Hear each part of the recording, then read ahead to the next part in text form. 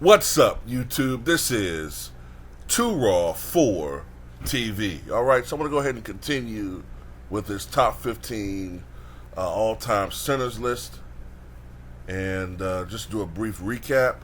At number 15, I had Nikola Jokic. Number 14, Robert Parrish. Number 13, Bob McAdoo. Number 12, Wes Unseld. Number 11, Nate Thurman. Number 10, Patrick Ewing. Number 9 on the list, I had Artis Gilmore. Number 8, George Mikan. Number 7, David Robinson.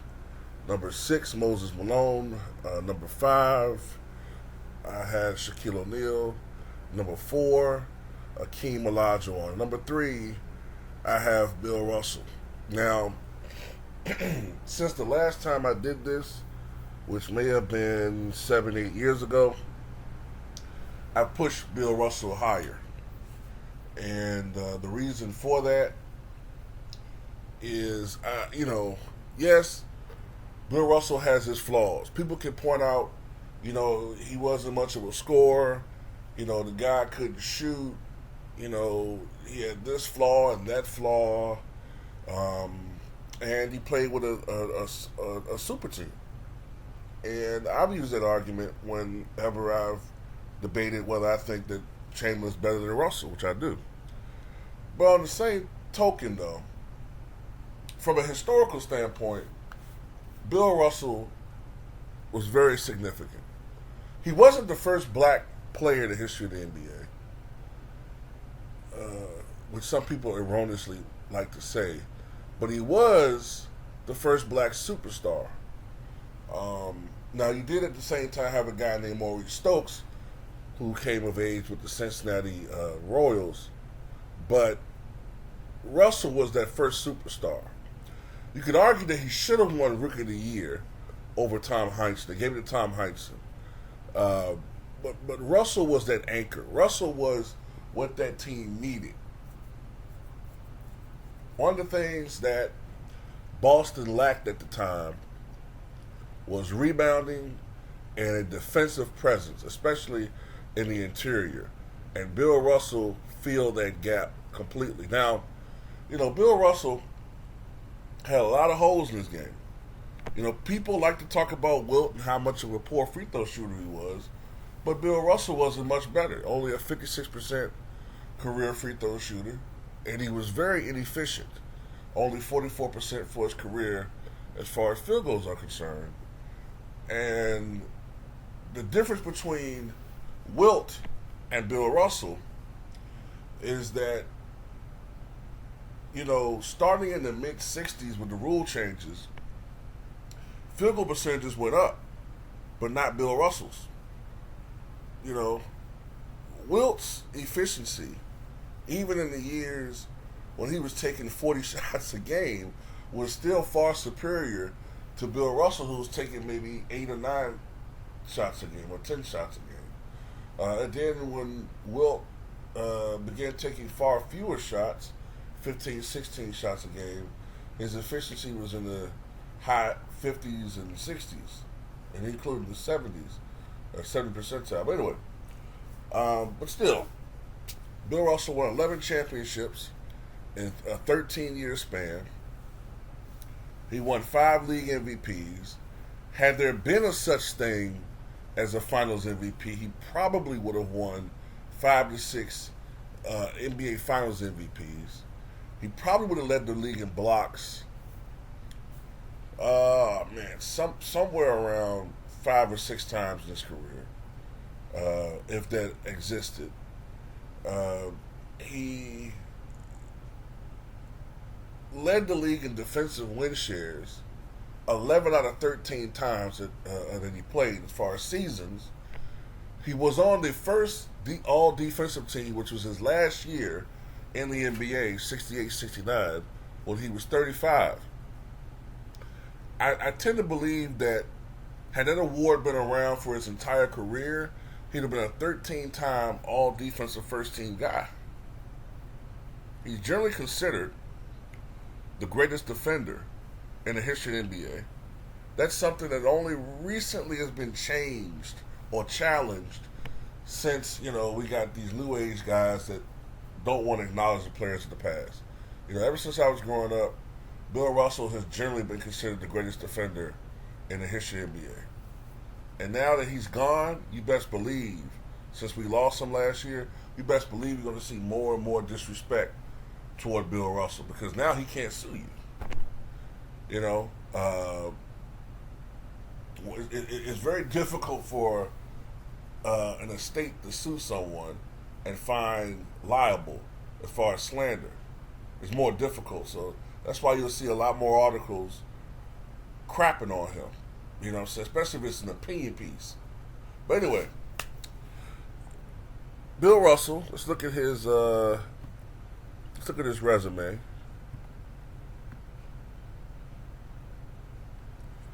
11-time NBA champion, 5-time NBA MVP, 12-time NBA All-Star, 1963 All-Star Game MVP, 3-time All-NBA First Team, 8-time All-NBA Second Team. As I said before, he was on the inaugural All-Defensive First Team in 68-69. 4 times he led the NBA in rebounding. Twice he led the NBA in minutes played, total minutes played. Once he led the NBA in minutes per game. He won the NBA Lifetime Achievement Award back in 2017. He was on the anniversary teams, all NBA anniversary team for the 25th, 35th, 50th, and 75th. His number 6 is retired by the Boston Celtics, and in a move that was unprecedented in the history of the NBA, his number 6 has been retired by all NBA teams.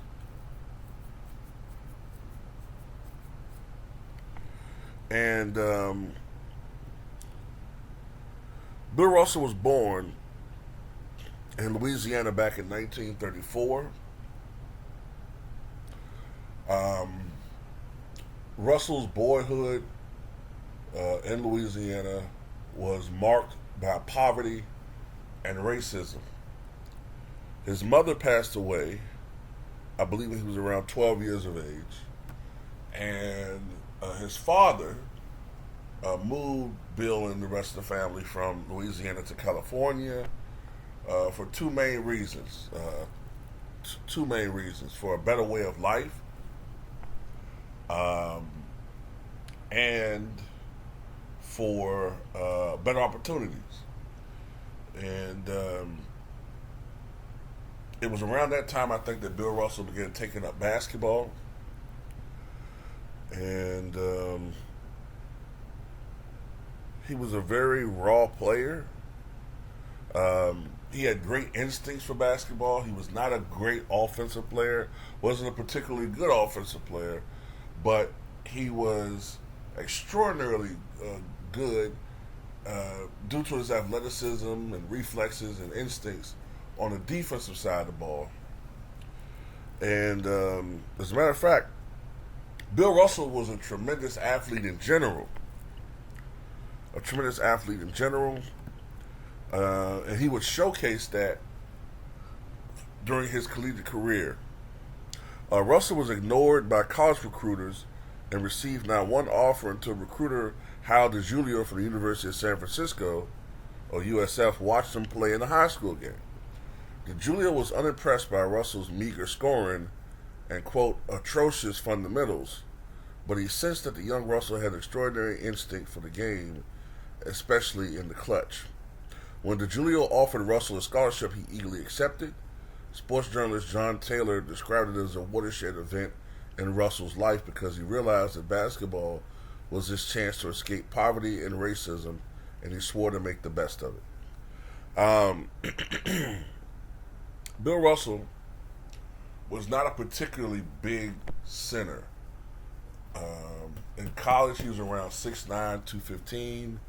As a pro, he was maybe 6'9", 3/4, about 6'10", 225 to 240. Toward the end of his career, about 240, I guess. So he was not a big guy, but in today's basketball, the way that it's played, Bill Russell would be perfect. You know, he's not a particularly big guy. But he was lanky, tall, had the size to be a center in today's game, but he had the foot speed of someone on the perimeter. So he would be perfect for today. And I laugh at people who say that Bill Russell would be too small. And I'm like, well, how would he be too small when you got guys today? First of all, the center position almost doesn't exist anymore.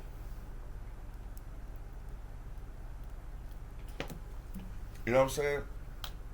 Giannis is 6'11", 250, and dominating. And I'm not saying Bill Russell will be Giannis because he can't score like that.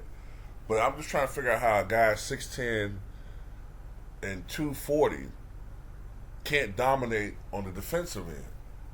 I mean, you got Rudy Gobert, who's 7'2", he can't fucking score. You know, he give you 12 rebounds and a couple of blocks, and he's getting $250 million contracts. So anyway, I digress. Bill Russell was extraordinarily athletic. As a matter of fact, Track and Field News ranked him as the 7th best high jumper in the world in 1956. And he completed the 440 in 49.6 seconds. And he became the first person in the United States to high jump 7 feet. And the guy was that's the thing about Wilt Chamberlain and Bill Russell. These guys were tremendous athletes. You know, guys that had 40-inch vertical leaps and were quick. The NBA had never seen anything like them. And that's partially why those two, the intensity that they played, their physical attributes, plus the speed of the game. That's why these guys were able to average as many rebounds, as many points as they did, because, you know, they were just revolutionary in so many ways. But Bill Russell was drafted in 1956, and some people at the time thought that this was a terrible pick, right? They thought it was a terrible pick. They were so focused on Bill Russell's lack of scoring that they didn't notice that he was a perfect fit for the team, because you already got Tom Heinsohn coming in, who's going to give you 18, 19 points a game, on top of the fact that they already were a high-scoring team anyway, but they were lacking that defensive presence, shot blocking, and rebounding. His first year there, they won a championship. And his first year in the NBA, he does not win Rookie of the Year. It goes to Tom Heinsohn, but his first season, he averages 14.7 points, 19.6 rebounds, leading the NBA, and 1.8 assists. His second year, he averages 16.6 points, leads the NBA again in rebounding at 22.7, increases his assist total to 2.9 a game. That year, they lost in 6 to the St. Louis Hawks. They would not lose in the playoffs again until 1967. From 58-59 to 65-66, an 8-year span, they won 8 consecutive NBA championships. During that time period, Bill Russell averaged 16.2 points, 23.7 rebounds, and 4.3 assists per game. During the 66-67 season, it's the first year that Bill Russell and the Celtics were eliminated in the playoffs before going to the finals. They lost to that great 66-67 Philadelphia 76ers team. The last 2 championships that Bill Russell won, to me, were the most impressive, because Boston was no longer that dominant team. I think this gets forgotten by a lot of people, though. The last two championships that they won, Boston was no longer the dominant team in the Eastern Conference. They were slipping. You had other teams coming up of age. The New York Knicks. You had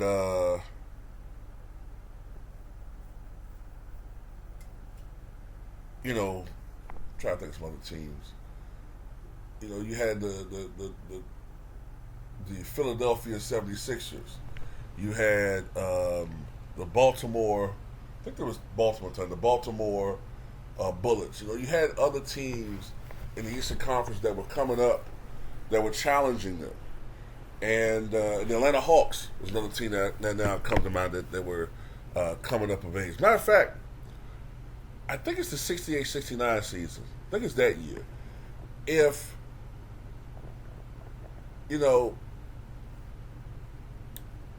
if whatchamacallit, what's his name? If he didn't get drafted to go to Vietnam, Lou Hudson. If Lou Hudson, I think it was 68-69, I have to look at it. It's either 67-68 or 68-69. If he didn't get drafted to go to Vietnam, you have to wonder if that team could have won a championship that year. I might have to do a video about that. But see, there was, but anyway, the point is the competition was getting better. And it was not such a sure thing that Boston was going to win a championship. They were getting older, injuries, the long playoff runs were taking their toll. But this is when they showed their heart. This is when Bill Russell and that team showed their heart. They won a championship in '68. In '68-69, they went 48-34. They were definitely showing their age. They were the 4th seed in the Eastern Conference. It looked like the run was over. But they were able to win some surprising series and make it to the NBA Finals. They played the Lakers. The Lakers were favored in that series. The Lakers had acquired Wilt Chamberlain. But surprisingly, the Celtics, I think, overcame a 3-1 deficit, if I'm not mistaken, in that series, to force it to a Game 7. I think it was a 3-1 deficit. Someone can correct me if I'm wrong on that one. They forced it to Game 7. Ultimately, Wilt Chamberlain goes out late in that game with an apparent leg injury. The coach would not let him back in the game.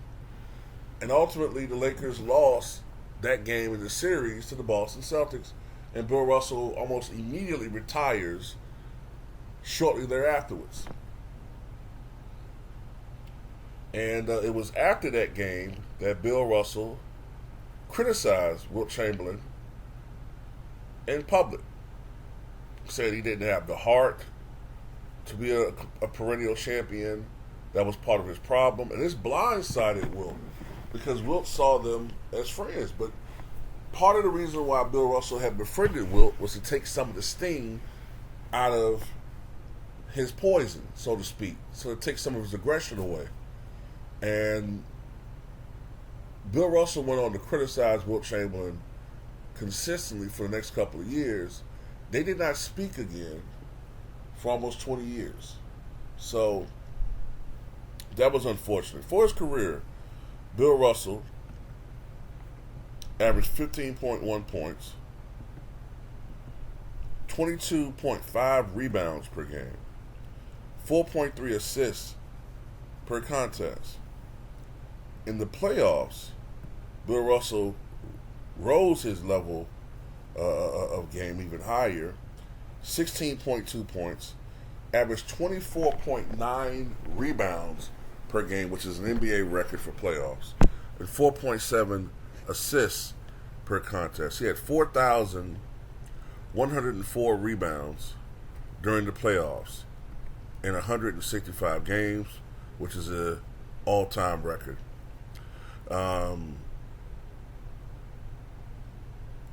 The guy was phenomenal.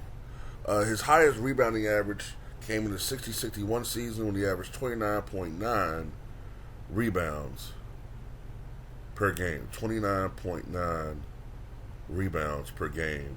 That came in the 60-61 playoffs.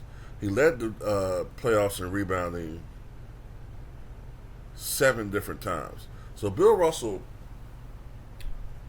had a habit of raising his game as he got old, as the stakes got higher. Bill Russell, the last couple years of his playing career, was the coach of the Boston Celtics. I think the first choice as far as coaching may have been Tom Heinsohn, but ultimately they didn't want to do it. I think it went to Bill Russell. And as far as Bill Russell's post-playing career goes, he was a commentator on the NBA on ABC for a couple of years, and he was voted into the Hall of Fame back in 1975, although he did not attend the ceremony. He had stints as a head coach with the Sonics from 1973 to 1977, and the Kings for 1 year, 1987, 1988. He finished with a coaching career of 341 and 290, and was 34 and 27 in the playoffs. Of course, Bill Russell was noted and remembered for his activism. Bill Russell experienced a lot of racism in Boston, racism in his everyday life. He kept a lot of this to himself. His home was desecrated by animals. When I say animals, I mean human scumbag animals who did some of the most vile and inhumane things you can think of. Defecating in his bed, vandalizing his home, burning crosses on his lawn, all because he wanted a better opportunity for himself and his family.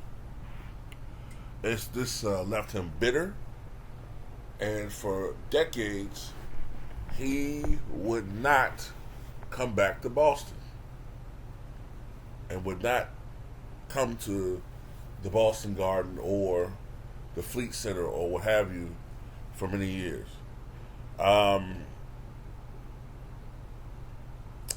When I was growing up, man, you know, I saw the older Bill Russell. You know, the Bill Russell that was in his 60s, like he could be your grandfather, and it was nice to see him and Wilt bury the hatchet, so to speak.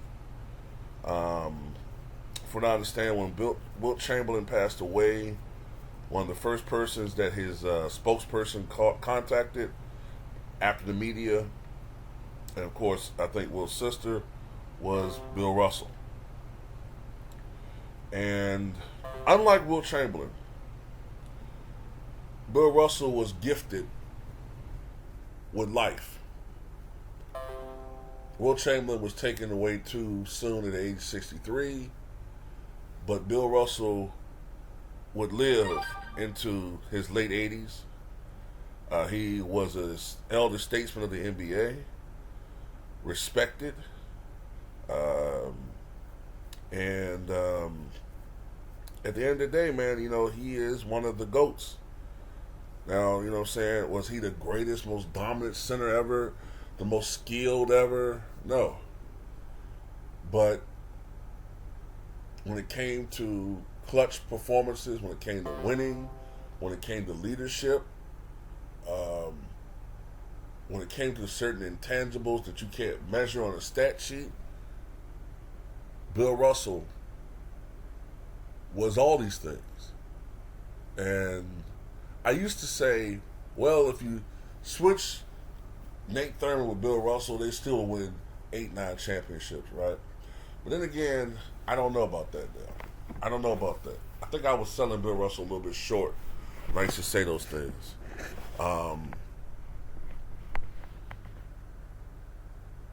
You know, but